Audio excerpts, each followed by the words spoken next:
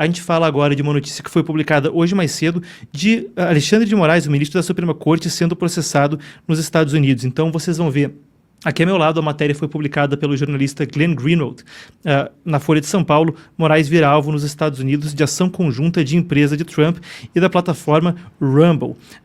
Então, o que a Folha de São Paulo noticia é o seguinte: as plataformas afirmam que recentes ordens de Moraes determinando que o Rumble feche a conta do influenciador bolsonarista Alan dos Santos, isso são aspas para a Folha de São Paulo, e forneça os seus dados de usuário, violam a soberania dos Estados Unidos, a Constituição americana e as leis do país. As ordens de Moraes foram emitidas de forma sigilosa e proíbem que o Rumble divulgue o seu teor.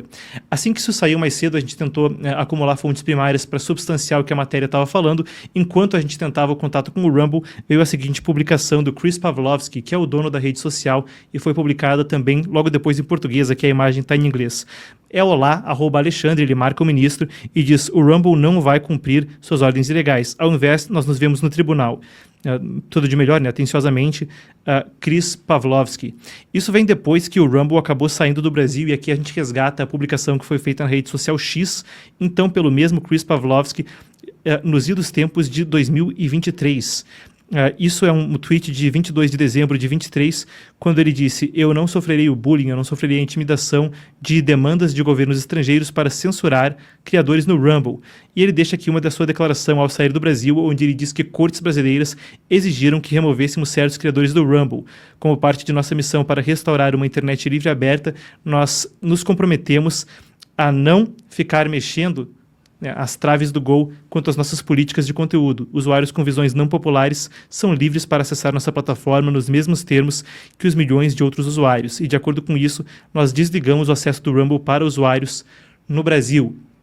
Isso é um imbróglio que vem se estendendo desde então. Vocês vão lembrar, na semana passada, quando o relator especial para a liberdade de expressão da Comissão Interamericana de Direitos Humanos da OEA, o Pedro Vaca, esteve no Brasil, o Rumble voltou a estar no ar, ele não estava disponível no Brasil, exceto por VPN até tempos recentes.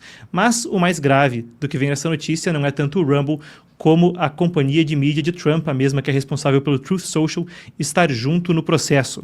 Uma notícia explosiva e que, enquanto não coloca Trump como representante, o chefe de Estado, nesse processo coloca uma companhia que ele fundou e, claro, traz à tona casos anteriores nos quais aliados dele tiveram atritos com Alexandre de Moraes. Lembre-se Elon Musk com o X banido por 39 dias no Brasil, ou ainda Jason Miller, um assessor próximo que foi preso pelo Supremo Tribunal Federal, ou melhor dizendo, foi detido por ordem do Supremo Tribunal Federal durante algumas horas no Brasil em 2021. Antes daquele 7 de setembro de 2021, ele estava no Brasil para uma palestra e ficou detido por algumas horas no aeroporto ao tentar ir embora. É um desenvolvimento explosivo e que traz à tona uma série de questões. A gente volta com o doutor para mais discussão a respeito do assunto. É um caso que, de fato, traz muito à tona. Em princípio, se trata de publicações do jornalista Alan dos Santos, que, sob a jurisdição dos Estados Unidos, então, estaria recebendo ordens para que suas publicações fossem censuradas. A notícia é explosiva, como a gente dizia, doutor, e eu queria ouvir primeiro a sua reação, sua primeira impressão ao ouvir sobre ela hoje cedo.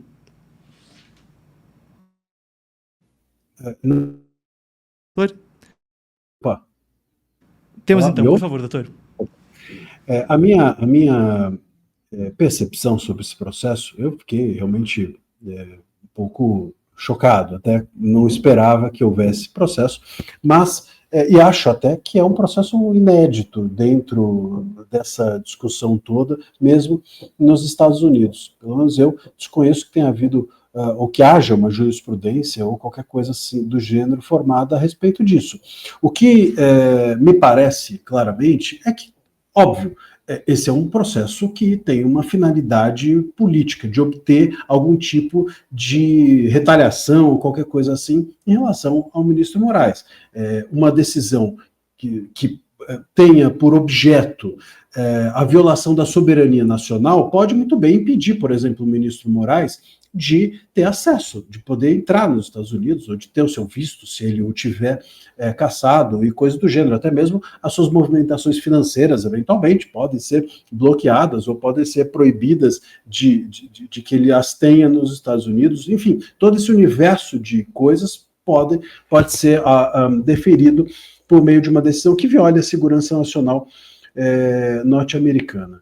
Aliás, essa questão da segurança nacional, né, da soberania nacional, para a gente é algo um pouco distante, mas para o direito norte-americano é bastante sério, eles levam isso muitíssimo a sério. Tanto que uma das limitações à imunidade parlamentar nos Estados Unidos é justamente segredos que são passados a outros países. A questão do TikTok mostrou também como essa questão de dados levados a outros países é sério. Então, essa questão da soberania é muito relevante para os norte-americanos e pode trazer uma decisão dessa, retaliações muito fortes ao ministro Moraes. Agora, o que se busca com isso é político, e parece que é alguma forma de revide ao que o Moraes, o STF, fez com a Rumble e mesmo com o Trump, o Musk, enfim, com as plataformas aqui, que foi justamente isso, dizer que por conta da soberania nacional elas deveriam ser expulsas, que eles precisavam cumprir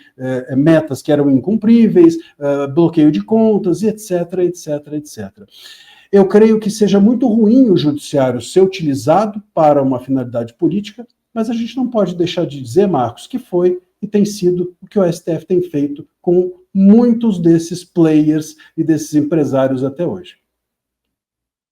A gente fala de politização da corte, claro que existe uma ampla implicação política num caso como esse, e mesmo uma questão política internacional, como você disse, muitos dos aliados de Trump que foram censurados no passado, agora, mesmo se tem uma proximidade maior ao governo, o Jason Miller, que foi detido no Brasil, ele que também é CEO da rede social Getter, e claro, o próprio Elon Musk, que teve a sua rede social X banida no Brasil por 39 dias. Mas é um caso, como você dizia, praticamente inédito, não é? Acho que não há caso anterior de um ministro da Suprema Corte brasileira ter sido processado no exterior. Como se desdobra um processo como esse em termos mesmo de rito processual? O que acontece agora? Ele é ouvido nos Estados Unidos, o processo chega por carta rogatória no Brasil. A gente tem algum entendimento de como o caso prossegue daqui em diante? Pois é, ministro aqui não é processado nem no Brasil, imagina fora do Brasil, né? Então, é completamente inédito e, de fato, né, uma medida internacional não contra a Corte ou contra o Brasil, né, não, é contra o CPF do ministro Moraes, e isso realmente é bastante inédito. Bom, o procedimento agora, assim como o nosso procedimento com os Estados Unidos, ou com qualquer país com que a gente tenha qualquer tipo de acordo, carta rogatória, enfim, chega-se ao país e o país decide como vai distribuir aquela ação, a mesma coisa acontece aqui, né? Provavelmente isso vai passar pelas autoridades brasileiras, uma citação ou algo do gênero, e essas autoridades brasileiras, se tiverem coragem, distribuirão a citação ao ministro Moraes para que ele possa se defender. Acho que o alcance, nesse caso, de uma decisão norte-americana é muito vago, né? É muito limitado, vamos dizer assim. Assim como a Corte também não conseguiu alcançar o Alan dos Santos, né, com os seus pedidos insistentes de extradição. Me lembro que quando pediram a extradição do Alan dos Santos, a resposta dos Estados Unidos foi: ele apenas disse palavras e nós aqui não punimos palavras. Essa foi a resposta, inclusive, do governo norte-americano, e inclusive um governo anterior, era o governo Biden ainda, quando isso foi pedido, que mostra como isso é estrutural para os norte-americanos. Eu creio que a mesma coisa acontecerá em relação aos Estados Unidos, né? O limite é a possibilidade de restrição a Moraes nos Estados Unidos. Então, a entrada dele, ou qualquer coisa do gênero, seja a medida, ou seja a decisão que for dada, o alcance é limitado a se ele for ou tiver algo dentro dos Estados Unidos. Doutor, isso é uma questão interessante que você citou do Alan dos Santos, porque o caso é precisamente a respeito do caso dele, né? No cerne do caso está os pedidos de censurá-lo por publicações no Rumble que ele já fez sob a jurisdição americana e mesmo de desligá-lo permanentemente a sua conta, ou a possibilidade dele criar contas nessa rede. E em processos internacionais como esse, quando se lida com carta rogatória, pelo menos nos Estados Unidos, o crime pelo qual se pede a extradição de alguém ou pelo qual se pede a participação de alguém no processo tem que ser crime nos dois países.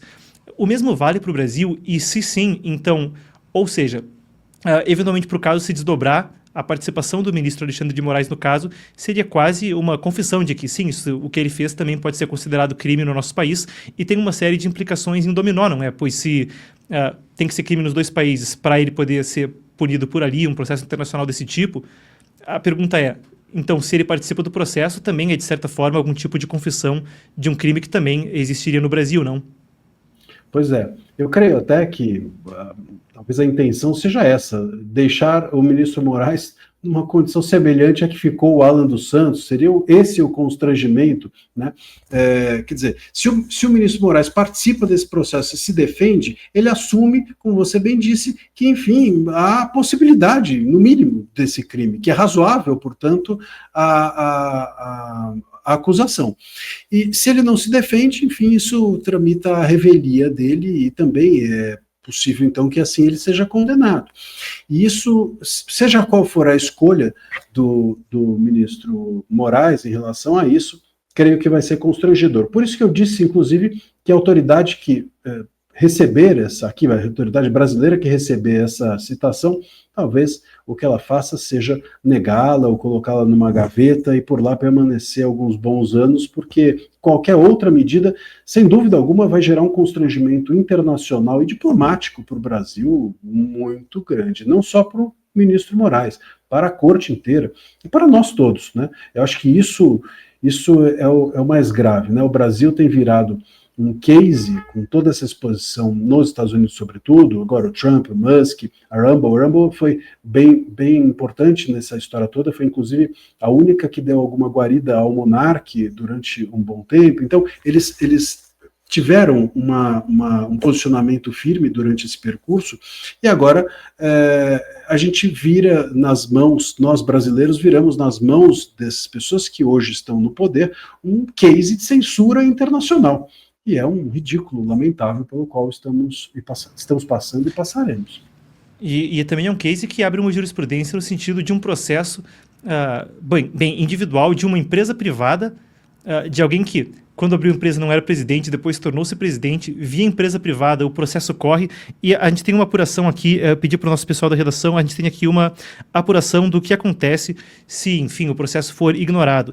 Claro que é uma apuração meramente preliminar, a gente não sabe como vai se desdobrar nesse caso específico, mas para informar o público, quando tem o contempt of court, que seria como o desprezo à corte, ignorar intimações, etc., a possibilidade de um FTA, como chamam nos Estados Unidos, failure to appear, fracasso em aparecer. Se você não aparece nas audiências, se você não responde, isso pode resultar em mais acusações, em casos criminais. Em casos civis, pode ser que a corte acabe optando por um default judgment. Seria como um julgamento padrão ou um calote no julgamento, a depender da tradução, mas significa que a pessoa automaticamente perde o caso por WO. É uma coisa que pode acontecer nos Estados Unidos.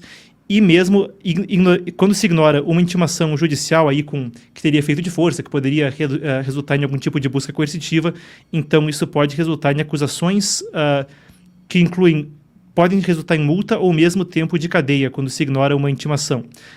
São algumas das questões que podem acontecer em tese quando se ignora um tribunal nos Estados Unidos. Claro, a gente não sabe como o caso do ministro Alexandre de Moraes vai se desdobrar, mas, por certo, a gente fica de olho em um caso que eu acho que é inédito na história não só do Brasil, mas da justiça americana, processar um ministro de uma Suprema Corte estrangeira. É muito parecido até com o que aqui a gente chama de revelia. Quer dizer, o que seria a revelia aqui no Brasil? Você não comparece, como você disse, perde-se por WO, né, usando a linguagem do esporte, mas o que isso acontece na prática? Os fatos contra você imputados são entendidos pelo juiz como verdadeiros, como se você dissesse assim, bom, eu não quero disputar isso daqui, ele fala, bom, então eu vou tomar o que foi dito sobre você como verdade. É mais ou menos como esse caso, como você disse. Eu creio que o que possa acontecer é a autoridade brasileira, não quero aqui dar ideia, mas a autoridade brasileira não entregar esse documento, ou de alguma forma retardar a entrega desse documento de citação e etc. E aí, nesse caso, o constrangimento poderia ser do país e não do ministro.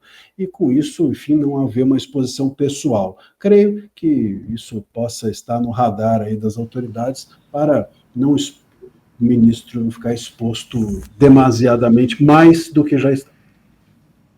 Doutor, então, basicamente o que você está falando é que poderia ser um negócio que o Brasil, as autoridades brasileiras responsáveis por entregar uma carta ao ministro poderiam falar, a gente não viu o e-mail, o negócio falhou, a Wi-Fi falhou na hora da entrega, esse tipo de coisa para retardar num nível, você ficar ali atrasando a entrega do documento para ele? E acontece, viu, Marcos? E como acontece? Ou então, até mesmo as autoridades, elas têm aqui poder para isso, a compreenderem que aquela imputação é algo fora da possibilidade de reconhecimento dentro da nossa legislação, enfim, há uma possibilidade de negativa ou uma possibilidade de retardamento dessa entrega. Isso pode acontecer e, em geral, é a nossa cara muito mais engavetar e deixar não dar uma resposta do que dar uma resposta negativa. Isso pode ocorrer. Acontece até mesmo pela demora imensa nesses trâmites todos, passa isso por diversas autoridades, tanto governamentais quanto judiciárias, então isso é bem possível que aconteça, eu acho até bem provável. Bom, perfeito então. Muitíssimo obrigado, doutor. Eu te aluguei por mais tempo que o normal hoje. A gente acabou de ouvir o doutor André Marcília, ele que é professor de Direito Constitucional, especialista em liberdade de expressão e uma fonte primária em casos como os que a gente discute hoje. Ele, afinal de contas, foi o primeiro advogado nos famigerados inquéritos das fake news. Sempre um prazer receber o senhor. Muito obrigado, doutor. Prazer é todo meu. Um abraço a todo mundo.